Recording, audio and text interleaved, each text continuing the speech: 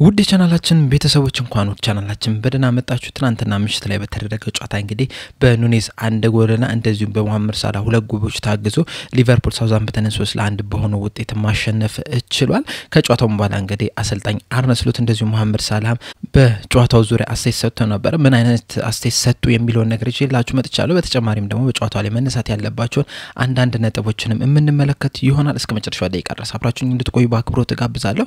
ሰብስክራይብ፣ ላይክ፣ ሼር ያደረጋችሁ ቻናሉ ቤተሰብ እንድትሆኑ እንደዚሁም ደውሏን በመጫን ደግሞ ሁሉ ጊዜ ሊቨርፑል የሚመለከቱ የተለያዩ ዜናዎችን ዘገባዎችን ይዤ ስመጣ ወደ እናንተ ቶሎ እንዲደርስ ማድረግ ትችላላችሁ ማለት ነው። አሁን በቀጥታ እንግዲህ ወደ አስተያየቱ እንገባለን። በመጀመሪያም እንግዲህ አሰልጣኝ አርነ ስሎት የሰጡትን አስተያየት እናያለን።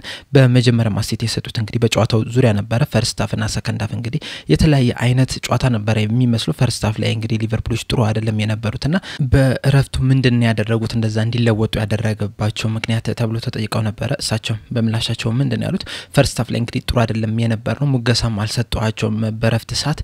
ምክንያቱም እንግዲህ ኢነርጂ በጣም ያጥረን ነበር፣ በጣም ቀርፋፋዎች ላይ ነበርና ለውጥ ያስፈልገን ነበር። ለዛም ነው እንግዲህ ሶስት ተጫዋቾችን ቀይረን ያስገባ ነው። ኢነርጂ ብቻ አይደለም የሆነ ነገር ክሬት ለማድረግ። ምክንያቱም እንግዲህ ሶስት ተጫዋች ሲቀየር ማለት ነው ብዙ ጊዜ ሌሎች የቀሩት ተጫዋቾች ራሱ ይነቃቃሉና ያንን ነገር ለመፍጠር ነው የሞከርነው። ያንንም ነገር ደግሞ መፍጠር ችለናል ብለዋል። በመቀጠልም አስተያየት የሰጡት ደግሞ በኑኔዝ ዙሪያ ነው። እንደሚታወቀው እንግዲህ የፈርስት ሃፍ ጭማሪ ደቂቃ ላይ እንግዲህ ኑኔዝ የሰራው ፋውል ነበረ፣ ጥፋት ነበረ፣ ተጫዋችን መምታት ችሎ ነበርና በዛም ምክንያት እንግዲህ ቢጫ ካርድ አግኝቶ ነበርና ሶስት ተጫዋቾች ሲቀየሩ እንግዲህ እሱም ይቀየራል ተብሎ ሲጠበቅ ነበር። በተለይ ደግሞ ከዚህ በፊት አሰልጣኝ አርነ ስሎት በልምድ ማለት ነው ቢጫ ካርድ ያለባቸውን ተጫዋቾች አያቆዩምና እሱ ግን መቆየት ይችላልና ያለ ምንድነው የሆነው ተብሎ ተጠይቀው ነበር። እሳቸው በመላሻቸው ምንድነው ያሉት? ፈርስት ሃፍ ላይ እንግዲህ ጥሩ አይደለም የነበርነውና ጎል ማስቆጠር መቻል ነበረብን፣ በጣም ወደፊት መሄድ መቻል ነበረብንና ጎል ማስቆጠር እየፈለከ ደግሞ አጥቂህን አታስወጣም። ስለዚህም ደግሞ ሌሎቹ ተጫዋቾችን መቀየር ችያለሁ። እሱን መጀመሪያም አላሰብኩትም ነበር ከዛ ጥፋት በፊትና ሪስክ መውሰድ ችያለሁ። በተጨማሪ ግን እነ ኮስታስ ሲሚካስ ሲወጣበት ምክንያት አንደኛው ምንድነው ቢጫ ካርድ ስላለበት ነው። ስለዚህም ሮበርትሰንን አስገብተናል። ተከላካይ ቢጫ ካርድ ሲያገኝና አጥቂ ቢጫ ካርድ ሲያገኝ ደግሞ ተመሳሳይ አይደለም። ምክንያቱም ጫናዎች ብዙ ጊዜ የሚኖሩ ተከላካይ ላይ ስለሆነ ማለት ነው። በተጨማሪም ደግሞ ሮበርትሰን በጣም ኢነርጂ ያለው ተጫዋች ነው። በጣም ተጽዕኖ መፍጠር የሚችል ተጫዋች ነው በተጫዋቾቹ ላይ እንደዚሁም በደጋፊዎቹ ላይ ማለት ነው። ጥሩ ግንኙነት ስላለው እንደዚሁም ደግሞ ወደፊትም ደግሞ በመሄድ ማለት ነው እድሎችን መፍጠር ይችላል። እንደዚሁም በተጨማሪም ደግሞ ማካሊስተርም የገባው ደግሞ እንደዚህ አይነት ነገሮች ላይ ስትፈልገው እንግዲህ የሚገኘልህ አይነት ተጫዋች ነው። ለዚህም ነው እንግዲህ የዓለም ዋንጫ ማንሳካት የሚቻለው። ስለዚህ ፊት ለፊት ላይ ወደፊት መፍጠር ይችላል፣ ኳሱንም በደንብ መቆጣጠር የሚችል ተጫዋች ነው። ለዛም ነው እሱን ያስገባ ነው። ኑኔዝም የቆየበት ምክንያትም ደግሞ ወደፊት ማጥቃት ስለምንፈልግ ነው። ያ እነዚህን ሶስት ተጫዋቾች ቀይሬ ባይሳካልን ኖሮ ግን ጆታን አስገባለሁ የሚል ሐሳብ ነበረኝ። በዛም ጎል ባናስቆጥር ደግሞ ሌላ ወደፊት ማጥቃት የሚችል ተጫዋች አስገባለሁ ብዬ አስቤ ነበር። ነገር ግን ደግሞ እነዛን ሶስት ተጫዋቾች በመቀየራችን ብቻ ጎል ማስቆጠር ችለናል ብለዋል። በተጨማሪ በኑኔዝ ላይ በሰጡት አስተያየት ምንድነው ያሉት? ይሄ አጥቂ ህይወት ነው። በተለይ ደግሞ ከዚህ በፊት የተለያዩ ኳሶችን ሲስት ተመልክተናል። ትናንትና ደግሞ ጎል ማስቆጠር ችሏል። ጎል ከማስቆጠሩ ውጪም ራሱ በተጨማሪ ሰከንድ ሃፍ ላይ እንግዲህ የነበረው ወርክ ሬት በጣም የሚያስገርም ነው። በጣም ሲሯሯጥ ነበር፣ በጣም ሲለፋ ነበርና የተሻለ እንቅስቃሴ ማድረግ ይችላል። በርግጥ ሰከንድ ሃፍ ላይ እንግዲህ ፈርስት ሃፍ ላይ ከነበረን የተሻለ ኢነርጂን የነበረን የተሻለ አይነት አጫወት ነው ስንጫወት የነበረው። አሁን ለምሳሌ የዲያዝን ራሱ ብንመለከተው ተጫዋችን ሲያልፍበት የነበረው መንገድ እንግዲህ የተለየ ነው የነበረው። ፈርስት ሃፍ ላይ እንግዲህ እንደዚህ አይነት ነገር ምንም የትኛውን ቦታ ላይ እንደዚህ አይነት ነገር አልተመለከትንም። ሰከንድ ሃፍ ላይ ግን እንደዚህ አይነት ነገሮች መደጋገም ጀምረው ነበር። ለሁለተኛው ራሱ ፔናልቲ ለተገኘበት ራሱ ስንመለከት ግራቨንበርች እንግዲህ ወደፊት በጣም እየገፋ በመሄዱ ነው ያ ነገር የተፈጠረውና ፈርስት ሃፍ ላይ እንደዛ ማድረግ አልቻልንም ነበር። ኳሶችን ከያዝን በኋላ ዝም ብለን ነበር ስንቀባበለ የነበረው። ወደፊት ኳሶች ብዙ አይሄዱም ነበር። ሰከንድ ሃፍ ላይ ግን የተለየ ነው የነበረውና ሰከንድ ሃፍ ላይ እንግዲህ ከፈርስት ሃፍ አንፃር ስንመለከተው በተጫዋቾቹም ኢነርጂም እንደዚሁም በደጋፊው ኢነርጂ ራሱ ሰከንድ ሃፍ ላይ በጣም ምርጥ ነው የነበረው ብለዋል። በመቀጠልም አስተያየት የሰጡት ደግሞ በዶሚኒክ ሶውዝ ላይ ነው። ትናንትና እንግዲህ ሶውዝ ላይ ትንሽ ደከም ብሎ የታየበት ነው የነበረውና አሁን ያለበት ኢነርጂ ምንድነው ነበር የተባሉት። እሳቸውን በመላሻቸው ምንድነው ያሉት?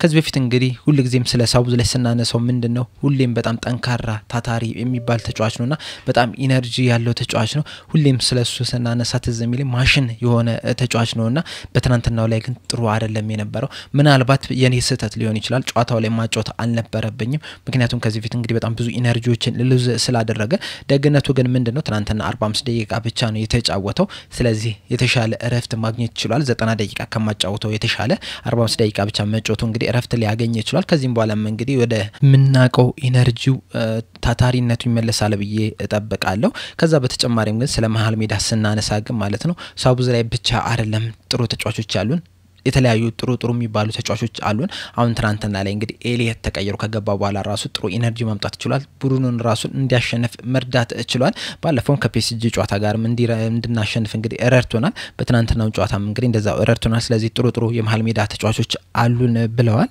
በመቀጠልም አስቲት የሰጡት ደግሞ በቀጣይ ጨዋታ ላይ ነው የዛሬው ጨዋታ ሳውዛምፕተን ጋር የተደረገው ጨዋታ እንግዲህ ለቀጣይ ጨዋታ አሳስቦቱም ወይ በተለይ ደግሞ ለፒኤስጂ ጨዋታ ተብለው ተጠይቀው ነበር እሳቸው በምላሻቸው ምንድነው ያሉት አሳስበኝ ምክንያቱም እንግዲህ እነዚህ ተጫዋቾችን ስለማቃቸው ነው እነዚህ ተጫዋቾች እንግዲህ ዛሬ ጥሩ ባይሆን በነገው ጨዋታ ደግሞ የተለየ አይነት ኢነርጂ ይዘው የሚመጡ ተጫዋቾች ናቸውና ለዛ አሳስበኝም ከፒኤስጂ ጨዋታ አንፃር ስንመለከተው እንግዲህ አንድ ስቴፕ ነበር ከፍ ማለት የነበረብን ከዛሬው ጨዋታ አንፃር ግን ስንመለከተው በጣም 6-7 ስቴፖችን ከፍ ማለት አለብን ለቀጣይ ጨዋታ ማለፍ የምንፈልግ ከሆነ ብለዋል ስለዚህ እነዚህ ተጫዋቾች እንግዲህ ያንን ነገር ያመጡታል ብዬ አስባለሁ ብለዋል በመቀጠልም አስተያየት የሰጡት ደግሞ በሃርቪ ኤሊየት ዙሪያ ነበር እሳቸውን በሰጡት አስተያየት ምንድነው ያሉት ሃርቪ ኤሊየት እንግዲህ ድንቅ የሚባል ተጫዋች ነው ባለፈው ከፒኤስጂ ጋር እንግዲህ ተቀይሮ ገብቶ በመጀመሪያው ንክኪ ጎል አስቆጥሮ ሊቨርፑል እንዲያሸንፍ መርዳት ይችላል ለዛም ነው ዛሬም እንግዲህ 45 ደቂቃ መጫወት የቻለው በዛኔ ቡድኑን ስለረዳ ማለት ነው ዛሬም እንግዲህ ጥሩ የሚባልን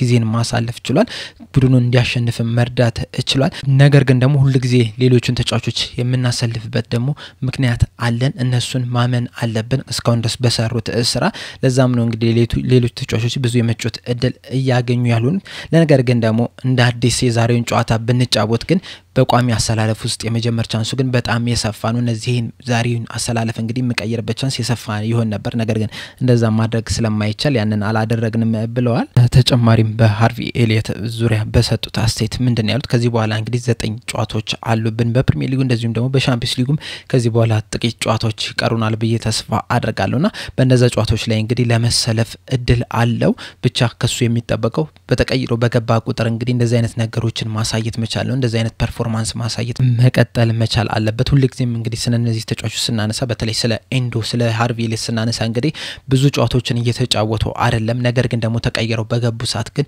ቡድኑን በጣም ነው እየረዱት ያሉት ሜንታሊቲያቸው በጣም የሚያስገርም ነው ስለዚህ ሃርቪ ኤሊየትም እንግዲህ እንደዚህ አይነት ነገሮችን መቀጠል መቻል አለበት በእርግጥ አስቸጋሪ ነገር የሚሆነው ምንድነው በሃርቪ ኤሊየትም በኤንዶም እንደዚሁም በሌሎች ተጫዋቾች ተቀይረው እየገቡ ያልሆኑ ብዙ ጨዋታዎችን እየተጫወቱ ያልሆኑ ተጫዋቾች እንግዲህ ሚፎካከሩት በጣም ጠንካራ ከሚባሉ ተጫዋቾች ጋር ነው እናም ይሄ ነገር እንግዲህ አስቸጋሪ ነገር አድርጎብናል እንጂ እነዚህ በጣም ጥሩ ተጫዋቾች ናቸው ከዚህ በኋላም እንግዲህ ያላቸው ነገር በዚሁ ማስቀጠል ብቻ ነው የነሱም ጊዜ ይመጣል በነዛም እንግዲህ ይጠቀሙበታል ብዬ ተስፋ አደርጋለሁ ብለዋል በመጨረሻም አስተያየት የሰጡት ደግሞ በኮዲ ጋክፖ ዙሪያ ነበር እሳቸው ምንድነው ያሉት ኮዲ ጋክፖ እንግዲህ ቤንች ላይ መቀመጥ አልቻለም በጉዳቱ ምክንያት እንግዲህ ቢቀመጥ ኖሮ ይህንን ጨዋታ ይጫወታል ብዬ ተስፋ አደርጋለሁ ነገር ግን ደግሞ እዛ ላይ መቀመጥ ስላልቻለ እንግዲህ ይህንን ጨዋታ አመልጦታል በቀጣይ ጨዋታዎች ላይ ግን ይደርሳል ብዬ ተስፋ አደርጋለሁ እንደዚሁም ደግሞ በቀጣይ ሁለቱ የፍጻሜ ጨዋታዎች ላይ እንግዲህ ከዚህ የተሻለ ጨዋታን እንጫወታለን ብዬ ተስፋ አደርጋለሁ ብለዋል አሰልጣኝ አርነ ስሎት ከጨዋታው በኋላ በሰጡት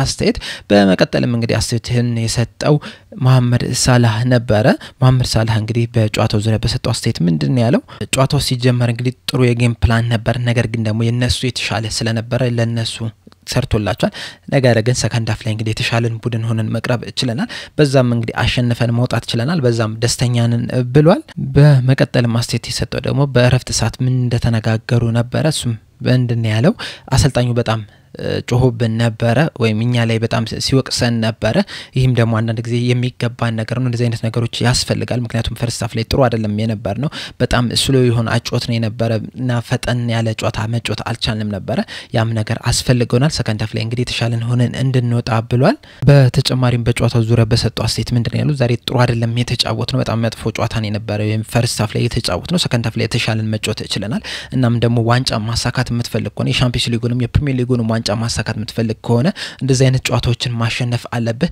ለዛም ደግሞ ጥሩ ልምድ አለን ለዚህም ነው እንግዲህ ይሄንን ጨዋታ አሸንፈን መውጣት የቻልነው ብሏል በመቀጠልም ማስቴት የሰጠው ደግሞ በሪካርዶ ዙሪያ ነው ትናንትና እንደነገርኳችሁ እንግዲህ ትናንትና ሁለት ጎል በማስቆጠሩ ምክንያት ከሰርጂዮ አጉዌሮ እኩል በመሆን የፕሪሚየር ሊጉ የምንጊዜም ከፍተኛ ጎል አስቆጣሪ መሆን ችሏል አምስተኛ ደረጃ ላይ በመቀመጥ ማለት ነውና በዛ ዙሪያ በሰጠው አስቴት ምንድነው ያለው በጣም ደስተኛ ነኝ በርግጥ ከጨዋታው በፊት ስለዚህ ሪካርድ አቅ ነበር ነገር ግን በጨዋታው ላይ ያለው ግን ስለዛ ነገር አላሰብኩም ነበር ነገር ግን ይሄንን ነገር በማሳካቴ በጣም ደስተኛ ነኝ ሰርጂዮ አጉዌሮ እንግዲህ በጣም ሌጀንድ የሚባል ተጫዋች ነው ለፕሪሚየር ሊጉም ለማንቸስተር ሲቲም እና ከሱ እኩል መሆን እንግዲህ በጣም ያስደስታል ከዚህም በኋላም እንግዲህ ያለኝ ነገር አስቀጥላለሁ ብዬ ተስፋ አድርጋለሁ ብሏል በመቀጠልም ደግሞ አስቴቱን የሰጠው በኑኔዝ ዙሪያ ነበር ኑኔዝ እንግዲህ ትናንትና ከብዙ ጨዋታዎች በኋላ ጎል ማስቆጠር ችሏል እና በጣም በማስቆጠሩ ደስተኛ ነኝ ለኛ እንግዲህ ወሳኝ የሚባል ተጫዋች ነው ለቡድን አስፈላጊ የሚባል ተጫዋች ነው በዛሬው ጨዋታ ላይ ብቻ ሳይሆን በባለፈው ከፒኤስጂ ጋር በነበረው ጨዋታ ራሱ ተቀይሮ ከገባ በኋላ ተጽዕኖ መፍጠር ችሏል አሲስትም ማድረግ ችሏልና ለቡድን በጣም አስፈላጊ የሚባል ተጫዋች ነው በርግጥ አንዳንድ ጊዜ እብድ የሚሆንበት ሰዓቶች አሉ ያልሆነ ነገሮችን የሚያደርግበት ሰዓት አሉና ያንንም ደግሞ ሁሉ ጊዜ እናወራለን ሁሉ ጊዜ የራሴን ምክር እመክራለሁ ነገር ግን ለዚህ ለቡድን ግን በጣም አስፈላጊ የሚባል ተጫዋች ነው ብሏል በመጨረሻ ማስቴት የሰጠው ደግሞ በቀጣይ ሳምንት በሚኖሩ ጨዋታዎች ላይ ነበር እሱ ምንድነው ያለው ቀጣይ ሳምንት ላሉ ጨዋታዎች እንግዲህ ዝግጁ ነን እንደ ቡድንም ዝግጁ ነን እንደ ግልም ዝግጁ ነን የሚመጡትን ጨዋታዎች ለማሸነፍ ብሏል በሰጠው አስቴት ከጨዋታው በኋላ በሰጠው አስቴት እንግዲህ ይሄን ይመስላል አሰልጣኝ አርነ ስሎትም እንደዚሁ መሐመድ ሳላ በጨዋታው ዙሪያ የሰጡት አስቴት በመቀጠልም እንግዲህ በጨዋታው ላይ መነሳት ያለባቸውን አንዳንድ ነጥቦች በጥቂቱ እናነሳና ምን ጨርስ ይሆናል ማለት ነው በመጀመሪያ የምንነሳው ነጥብ እንግዲህ የሊቨርፑል አጀማመር ይሆናል ትናንትና እንግዲህ ሊቨርፑል የመጀመሪያዎቹን 5 ደቂቃ በጥሩ ሁኔታ ቢጀምርም ከዛ በኋላ ግን የፈርስት ሃፉ ጥሩ አይደለም የነበረው እንዳጠቃላይ እንደ ቡድን ማለት ነው ኳሶች ወደፊት እየሄዱ አልነበረም በጣም ቀዝቀዝ ያለ አጮት ነው የነበረው እንደውም ከጨዋታው በኋላ በሰራውላችሁ ማች ሪአክሽንም ይሄንን ነገር ተናግሬዋለሁ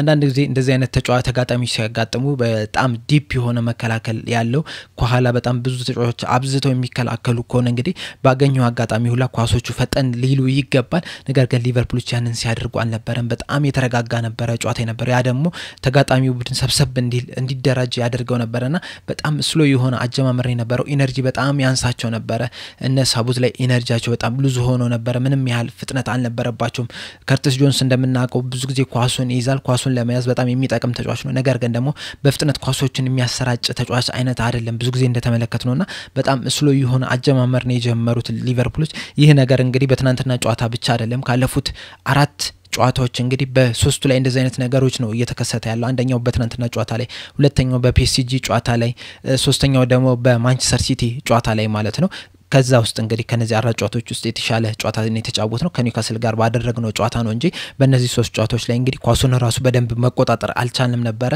የተሻለ ወደፊት የሚሄድ ነገር አልነበረብንም እንደው በማንቸስተር ሲቲ ጨዋታ ላይ እንደው ለካውንተር አታክ የተመቸ ቡድን የነበረው ባገኘነው አጋጣሚ ላይ ወደፊት ስንሄድ ነበር ኳሱን ባንቆጣጠረው ማለት ነው በትናንትናው ጨዋታና በፒኤስጂ ጨዋታ ላይ ግን አንድ አይነት አጀማመር ነው የጀመርነው ማለት እንችላለን የፒኤስጂ ጨዋታ ላይ በርግጥ የባሰ የሆነ አጀማመር ነው የነበረን በትናንትናው ጨዋታ ላይ ግን ኳሱን ብንይዞም በጣም ብዙ ፐርሰንቱን ኳሱ መያዝ ይችላል ነበር 75% ኳስ መያዝ ይችላል ነበር ነገር ግን ደግሞ ያን ያህል ኳስ ይዘህ ምንም አይነት ቻንስ ማትፈጥር ከሆነ ቢግ ቻንስ ማትፈጥር አይነት ከሆነ ግን ማለት ነው ምንም አይነት ጥቅም የለውም እነሱ ባገኘው አጋጣሚዎች እንግዲህ ወደ ጎል ሲሞክሩ ነበር ጎሏን ከማስቆጠራቸው በፊት ራሱ የተለያዩ ሙከራዎችን ማድረግ ችለው ነበርና በዚህ ረገድ እንግዲህ የተሻለ አጮት ነበር ሲጫወቱ የነበሩትና ይሄም እንግዲህ ከዚህ የተሻለ መሆን ነበረብን ትናንትናውን ጨዋታ ለማሸነፍ ያንንም ነገር ደግሞ በሰከንድ ሃፍ ላይ ማሳየት ይችላልናል ሰከንድ ሃፍ ላይ ኳሶች በጣም ወደፊት ሲሄዱ ነው የነበሩት በፍጥነት ኳስ ሲቀባበሉ ነው የነበሩት በተለይ ደግሞ ሳውዛምፕተኖች በወጡ ሰዓት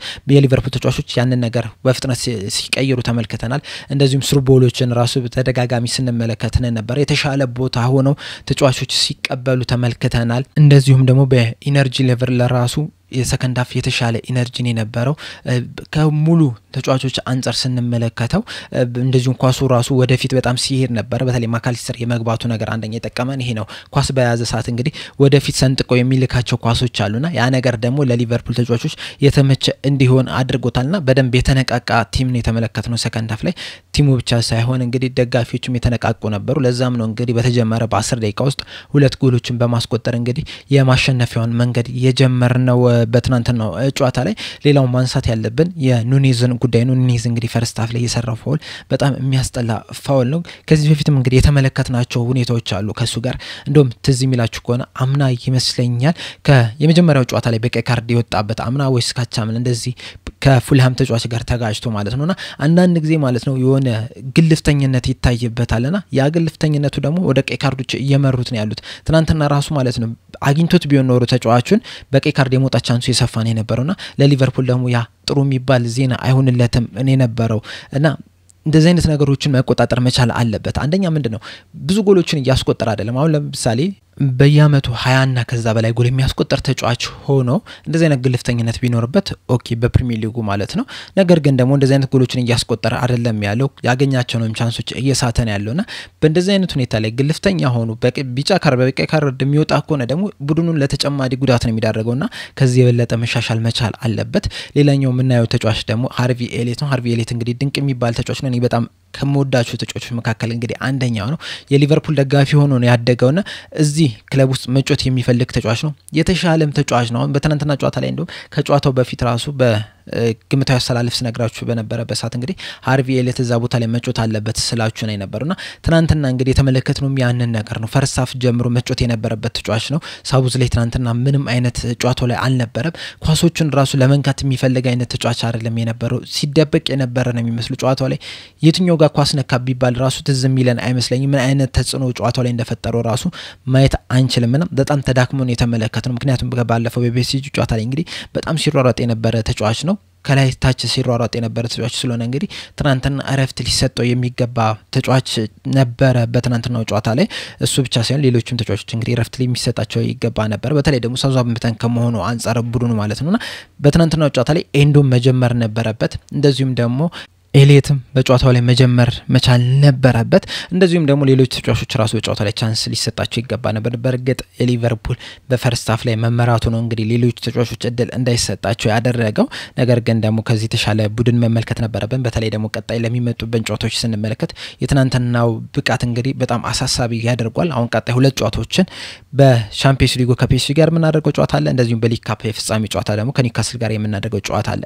በርግጥ ኒውካስሎች የራሳቸው ችግር አለባቸው በተጫዋቾች ቅጣትና በጉዳት ምክንያት ማለት ነው። እነሱን ስንደርስ እናወራበታለን። ፒኤስጂ ግን ከባለፈው ጨዋታ አንፃር ስንመለከቱ በጣም ብዙ ኢነርጂ የሚያስፈልገን ጨዋታ ነው የሚሆነውና ሁለቱን ተከታታይ ጨዋታዎች ስንመለከተው ከትናንትናው ብቃታችን አንፃር ማለት ነው በጣም አስቸጋሪ ጨዋታ ነው የሚያደርጉብንና ከዚህ የተሻለ ቡድን ሆኖ መቅረብ መቻል አለበት። ከዚህ የተሻለ ኢነርጂ ማሳየት መቻል አለበት። ከዚህ የተሻለ ደግሞ ወደፊት ኳሶችን መግፋት መቻል አለበት። እየሰነጠቁም ቢሆን ቀጥታ ወደ አጥቂዎች ሊደርሱ የሚችሉበትን ነገር መፍጠር መቻል አለብን። ለአጥቂዎች የተመቸ ሁኔታዎችን መፍጠር መቻል አለብን።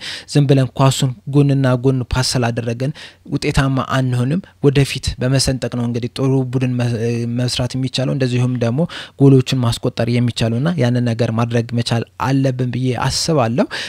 በሌላኛው እንመለከተው እንግዲህ ትናንትና ሊቨርፑል ያስመዘገበው ውጤት ነው። ማሸነፉ ብቻ ራሱ ዛሬ አርሰናል ከማንቸስተር ዩናይትድ ጋር የሚያደርገው ጨዋታ አለ።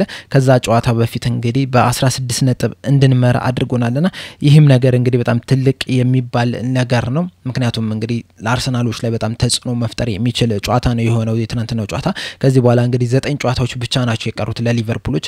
ለአርሰናሎች እንግዲህ 11 ጨዋታዎች ነው የቀሩትና ጨዋታዎቹ እየተጠናቀቁ እየተገባደዱ እየመጡ ነው ያሉትና አርሰናል ደግሞ ዛሬ ከማንቸስተር ዩናይትድ ጋር ጨዋታውን ያደርጋል። ሳምንት ደግሞ ከቼልሲ ጋር የሚያደርገው ጨዋታ አለና በእነዚህ ሁለቱ ጨዋታዎች እንግዲህ ምን ያህል ይደርሳል የሚለውን ነገር የምንመለከት ይሆናል። ሁለቱም ከባድ ጨዋታዎች ናቸው። ከማንቸስተር ጋርም ከቼልሲ ጋርም የሚያደርገው ጨዋታና ምናልባት ነጥብ የሚጥል ከሆነ እንግዲህ ለሊቨርፑል የተመቸ ሁኔታን መፍጠር ይችላል ማለት ነውና ከዚህ በኋላም እንግዲህ የተሻለ ነገርን እንመለከታለን ብዬ ተስፋ አድርጋለሁ። ሌላኛው የምንመለከተው ደግሞ መሐመድ ሳላህ የሰበረውን ሪከርድ ይሆናል። በየጨዋታው እንግዲህ በዚህ ሰዓት ስለ መሐመድ ሳላህ ስናወራ ሁልጊዜም ሪከርድ ሰበር የሚለውን ነገር እንግዲህ እየተደጋገመ ነው የምናነሳ ያለነው። በትናንትና ጨዋታ ላይ እንግዲህ እንደዚህ ሪከርዶችን ማሻሻል ይችላል። አንደኛው ያሻሻለው ሪከርድ ምንድነው? በሊቨርፑል ታሪክ ብዙ የጎል ኢንቮልቭመንት በአንድ ሲዝን ላይ ማድረግ የቻለ ተጫዋች መሆን ይችላል። ከዚህ በፊት በ42 ነበር ተይዞ የነበረው። ትናንትና ባስቆጠራቸው ጎሎች እንግዲህ ወደ 44 ማሳደግ ይችላል። እንደዚሁም ደግሞ በፕሪሚየር ሊጉ የምንጊዜም ከፍተኛ ግብ አስቆጣሪ 5ኛ ደረጃ ላይ መቀመጥ ይችላል ከሰርጂዮ አጉዌሮ እኩል በመሆን 184 ግቦችን በማስቆጠር በተጨማሪም ደግሞ በሊቨርፑል ታሪክ እንግዲህ የምንጊዜም ከፍተኛ 3ኛ ግብ አስቆጣሪ መሆን ይችላል ከሮጀር ሃንት በመቀበል ማለት ነውና እነዚህን ሪከርዶችን ማሻሻል ይችላል በቀጣይም እንግዲህ የተለያዩ ሪከርዶችንም ያሻሽላል ተብሎ ይጠበቃል በተቀላይ እንግዲህ በትናንትናው ጨዋታ ላይ መነሳት ያለባቸው ነጥቦች እነዚህን ይመስላሉ እናንተም እንግዲህ መነሳት ነበረባችሁ የምትሏቸው ነጥቦች ካሉ እዚህ ኮሜንት ሴክሽን ላይ በመጻፍ አሳውቁን ለዛሬ እዚህ ላይ አበቃው ሰብስክራይብ ላይ ሼር ማድረግ እንዳትረሱ በቀጣይ በሌላ እስከምንገናኝ ድረስ ቻው